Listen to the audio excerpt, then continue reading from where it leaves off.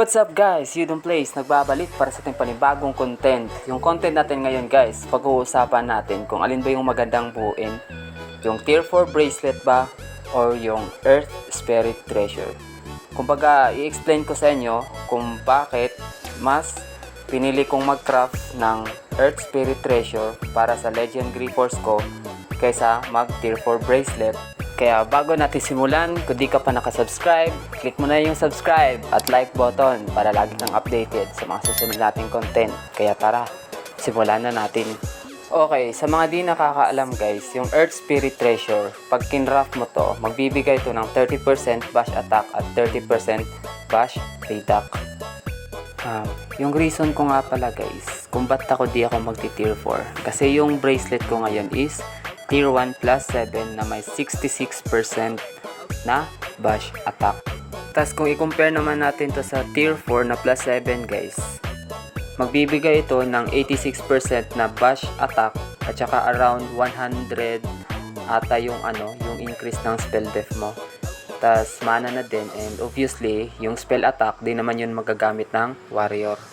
Kaya para sa akin, parang mas worth it na i-craft yung Earth na Spirit Treasure kasi 'di ba 66% na yung Tier 1 bracelet ko plus 30% sa Earth Spirit Treasure. So around nasa mga 96% yung bash attack ko. Tas bonus na din yung may kasama na din yung 30% na bash reduct, which is magagamit mo talaga, and overall 'di ba nasa mga 96% yung bash attack mo.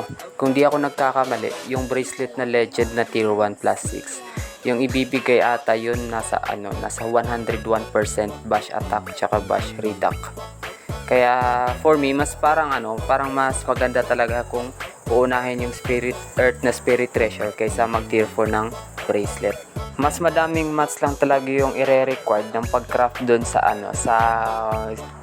legend na Earth Spirit Treasure, kasi from epic tas ile-legend mo pa yon, unlike doon sa Tier 4 na bracelet. Pag nakaipon ka na ng mga epic mats ito, pwede mo na tong i-craft.